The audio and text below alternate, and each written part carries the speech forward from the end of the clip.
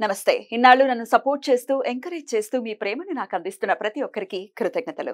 అలాగే ఈ వీడియో కూడా ఖచ్చితంగా మీకు ఉపయోగపడుతుంది. లైక్, షేర్ అండ్ సబ్స్క్రైబ్ చేసి మీ సపోర్ట్‌ని నాకు అందించండి. అలాగే ఈ వీడియో పట్ల మీకున్న అభిప్రాయాన్ని కామెంట్ సెక్షన్‌లో కామెంట్ చేసి తెలియజేయండి. ఇప్పుడు వీడియోని చూద్దాం. నమస్తే. Welcome to our channel. నేను కుప్ప పద్మిని. ప్రస్తుతం మనతో పాటు ప్రముఖ ఆధ్యాత్మికవేత్త, జ్యోతిష పండితులు, అమ్మవారి సేవకులు, దత్త గణపతి ఉపాసకులు మురళీధర్ శర్మ గారు మనతో పాటు ఉన్నారు. మాట్లాడదాం. మురళి గారు నమస్కారం. మహాదేవ శ్రీమాత్రే. ఆరుద్ర నక్షత్రం వచ్చినప్పుడు చాలా విశేషంగా చెప్తూ ఉన్నారు. ఆరుద్ర నక్షత్రం సాక్షాత్తు ఈశ్వరుడి నక్షత్రం. మీరు గణపతి ఆలయంలో ప్రధాన అర్చకులుగా ఉన్నారు. అలాగే అక్కడ ఈశ్వరుడు కూడా కొలువి తీరి ఉన్నారు. అలాగే చాలా చక్కగా స్వామిని అలంకరించడం కానీ, స్వామికి చేయాల్సిన కైంకర్యాలన్నీ కూడా చాలా అద్భుతంగా జరుగుతూ ఉంటాయి మీ గుడిలో కూడా. అయితే ఈ ఆరుద్ర నక్షత్రం వచ్చినప్పుడు మాత్రం ఖచ్చితంగా అమ్మ ఆ రోజున ప్రేక్షకులు వినియోగించుకోవాలి, మన ప్రజలందరూ కూడా, మన హైందవులు వినియోగించుకోవాలి. ఎందుకంటే చాలా చాలా మహిమాన్వితమైనటువంటి నక్షత్రం అని చెప్తున్నారు. కాబట్టి మరి వస్తోంది ఆరుద్ర నక్షత్రం. రేపు సోమవారమే కదండి, సోమవారం. అది శివుడికి సంబంధించిన రోజుగా చూస్తూ ఉంటాము. ఆరుద్ర నక్షత్రం మంచి అద్భుతమైనటువంటి రోజు. కాబట్టి చెప్పండి, అసలు ఏంటి వైశిష్ట్యం ఆరుద్ర నక్షత్రంకి? ఎలాంటి పరిస్థితుల నుంచి అధిగమించడం కోసం మరి ఆ రోజున వినియోగించుకోవచ్చు? తప్పకుండా అమ్మ. ఆరుద్ర నక్షత్రం అంటేనే ఈశ్వరునికి యొక్క భర్త నక్షత్రంగా మనము చెప్పుకోవడం జరుగుతుంది. విశేషంగా ఐశ్వర్యము అనేటువంటిది ఈశ్వరుని యొక్క ఆధీనంలో ఉండడం జరుగుతుంది. కనుక మనకు అది ఎలాంటి ఐశ్వర్యమైనా కూడా ఆరుద్ర నక్షత్రం రోజు, ఇప్పుడు ఉదాహరణకు చాలా వీడియోలలో కూడా మీ భర్త నక్షత్రం రోజు ఏమైనా దేవాలయంలో ఒక అభిషేకం కానీ లేదా అర్చన కానీ చేసుకొని పిల్లలకు సంబంధించింది ఆ సమయంలో ఏవైనా దానాలు కానీ లేదా ఏమైనా ప్రసాదం కానీ లేదా అనాథలకు కానీ లేని వారికి కానీ ఏమైనా పెన్స్ ఏమైనా డొనేట్ చేస్తూ ఉండండి. పిల్లలు మా మాట వినడం లేదు, లేదా ఇంకా మా యొక్క భర్త మా యొక్క మాట వినడం లేదు అనేటువంటి వారి కోసం అయితే మనం వారి భర్త నక్షత్రం రోజు మీరు ఏదో అవసరమైతే కొండ మీద ఉన్నటువంటి టెంపుల్కి వెళ్ళండి అని కానీ లేదా హనుమాన్ టెంపుల్కి వెళ్ళండి అని కానీ చాలా వీడియోలలో మనం చెప్పి ఉన్నాం. ఇక్కడ మరి ఇక్కడ భగవంతునికి సంబంధించినటువంటి నక్షత్రం ఖచ్చితంగా కూడా ఆ యొక్క పరమేశ్వరునికి సంబంధించినటువంటి నక్షత్రం ఆరుద్ర నక్షత్రం. ఆ రోజు నాడు మనము ఈశ్వరునికి అభిషేకం చేస్తే అద్భుతమైనటువంటి ఫలితం ఉంటుంది.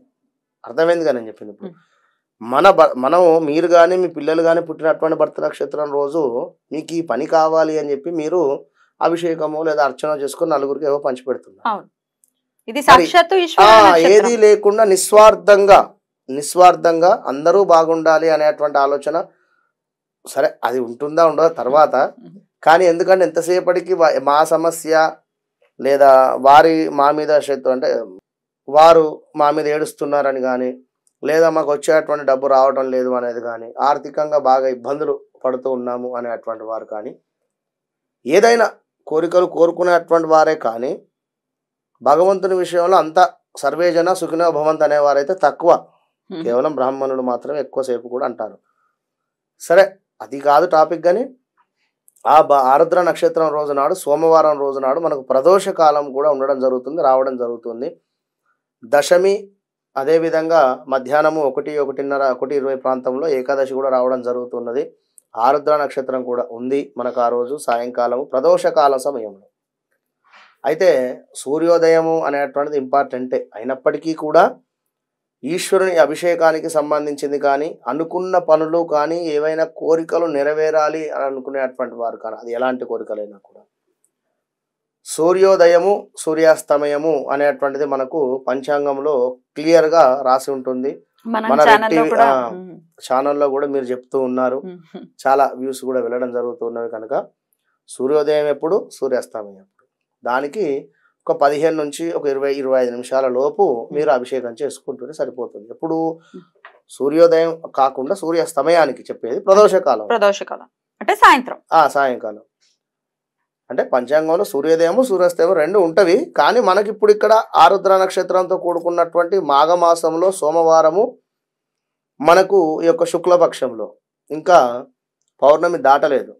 పౌర్ణమి దాటితే మనకు కృష్ణపక్షము. కనుక ఈ పౌర్ణమి ముందు చక్కగా కూడా ఈ యొక్క ఆరుద్ర నక్షత్రం రావడం జరుగుతున్నది ప్రదోష కాలంలో. కనుక మీరు ఆ యొక్క సూర్యాస్తమయం సమయం కంటే మీరు ఒక 40 minutes బిఫోర్గా రెడీగా అండి. రెడీ అయిపోయి ఉదయం మొత్తము కూడా ఏమీ తినకుండా ఉండండి. కుదిరితే ఏమైనా పాలు కానీ లేదా ద్రవ పదార్థాలు తీసుకోండి. సాయంకాలం చక్కగా కూడా దేవాలయానికి వెళ్ళండి. అక్కడ వెసులుబాటు చూడండి. ఒక బిందె కానీ వాటర్ కానీ ఉన్నట్టయితే చక్కగా కూడా ఒక బిందె వాటర్ తీసుకోండి. అందులో చక్కగా కూడా భస్మం యాడ్ చేయండి. అదేవిధంగా సుగంధ ద్రవ్యాలు అంటే జవ్వాది కానీ జువ్వాజు కొన్ని ప్రాంతాలలో అది తీసుకోండి. చక్కగా కూడా అంతా ఒక 50-60 రూపాయలు ఉంటుంది.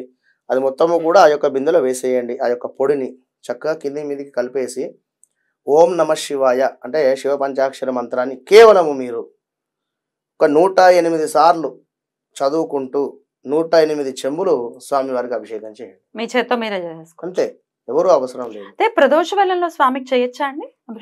చేస్తారా? ఖచ్చితంగా చేస్తారు. 100% చేసుకోవచ్చు. లేదు బ్రాహ్మణులు అందుబాటులో ఉన్నారు, కుదిరితే వారి చేత సంకల్పం చెప్పించుకోండి, రుద్రాభిషేకం చేయించండి, లేదా ఏకరుద్రం అయినా చెప్పించుకునేటువంటి ప్రయత్నం చేయండి. తొందరగా అయిపోతుంది. 108 టైమ్స్ ఖచ్చితంగా కూడా మీరే చేసుకోండి. అయితే ఇక్కడ విశేషంగా మనీ రిలేటెడ్ ఇబ్బందులు ఉండేటువంటి వారు ఒక కేజింబావు తేనెను ప్యూర్ మంచి తేనె సేకరించుకొని తీసుకొని వెళ్ళి అభిషేకం చేయండి. ముందు స్పూన్తో చేసేసుకోండి అభిషేకం అయిన తర్వాత చక్కగా కూడా క్లీన్ చేసేసి మీరు భస్మాధారణ స్వామివారికి భస్మం రాసేసుకొని 108 నామాలు చెప్పుకోండి. ఇక లేదు ఏదో వ్యాధుల రూపకంగా ఇబ్బందులు వస్తూ ఉన్నవి, తరచూ కూడా ఆరోగ్యం సమస్యలు రావడం జరుగుతున్నవి అని అనుకునేటువంటి వారు గరక దొరుకుతుంది మనకు మార్కెట్లో. ఆ యొక్క గరక తీర్థంతో అభిషేకం చేయించండి స్వామివారికి. గరక తీర్థం ఎట్లా అంటే ఉదయం సేకరించినటువంటి గరక ఒక నీటిలో నానబెట్టండి.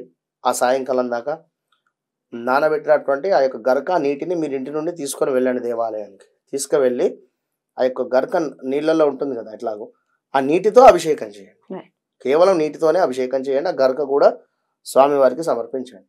అంత అభిషేకం అయిన తర్వాత ఇక మీకు ఇంకేదైనా వేరే ఎలాంటి సమస్యలు ఉన్నా అనుకున్న పనులు, ఇప్పుడు ఇవి రెండు అనుకున్న పనులు కావాలి అని అనుకునేటువంటి సందర్భంలో పెసరపప్పు, బియ్యము, అదేవిధంగా లవంగాలు, ఇలాచీలు, మిరియాలు ఇవన్నీ కూడా కలిపి తప్పకుండా కూడా వీటన్నిటిని కూడా కలిపి నానబెట్టండి ఉదయం.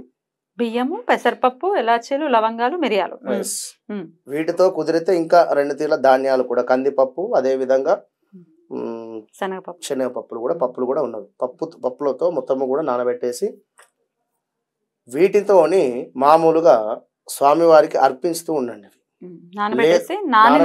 నానినటువంటివి మీరు స్వామివారికి అభిషేక రూపకంగా చేస్తూ ఉండండి.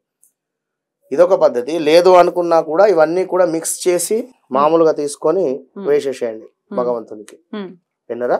అభిషేకం చేసేసేయండి. అందులో కుదిరితే ఒక 1 రూపీ కాయిన్స్ కలిపేసేయండి. కలిపేసి అభిషేకం చేసేసేయండి. అంతే. అభిషేకం చేసేసి ఏదైనా నివేదన చేసి హారతి ఇచ్చేసేయండి. ఇది ధనధాన్యానికి సంబంధించినటువంటివి, ఇంట్లో ఆర్థికానికి సంబంధించినటువంటి వృద్ధి కలిగేటువంటిది అద్భుతమైనటువంటి ఫలితం ఉంటుంది ఖచ్చితంగా కూడా. మార్వాడీస్ చాలా మంది చేస్తూ ఉన్నారు. నేను మీ గుళ్ళో కూడా ఇది చెప్పుదాము అనేటువంటి విధంగా నేను చెప్పడం జరుగుతుంది. ఫస్ట్ టైం చూసినప్పుడు ఏం చెప్పారు వాళ్ళు? ఇది ఏమిటి, ఎందుకు చేస్తున్నారో అని అడిగితే ఈ విధంగా చేయడం వల్ల మంచి ఆరోగ్యం కావచ్చును, ఇంట్లో ధనానికి సంబంధించినటువంటి ఆ ఇబ్బంది లేక వారు బిజినెస్ చేసుకుంటారు కదా, వ్యాపారము అభివృద్ధి ఎక్కువగా కూడా సాగేటువంటి పరిస్థితి ఉంటుంది. ఇప్పుడు ధాన్యలక్ష్మి, ధనలక్ష్మి, ఇందులో ధనము కలుపుతూ ఉన్నాము, ధాన్యము కలుపుతున్నాము. ధనలక్ష్మి, ధాన్యలక్ష్మి ఇవి రెండు కూడా వీరికి తప్పకుండా కూడా ప్రసన్నం అయ్యేటువంటి పరిస్థితి ఉంటుంది ఈశ్వరునికి అభిషేకం చేస్తే. ఇది ప్రదోషకాలంలో చేస్తున్నారు.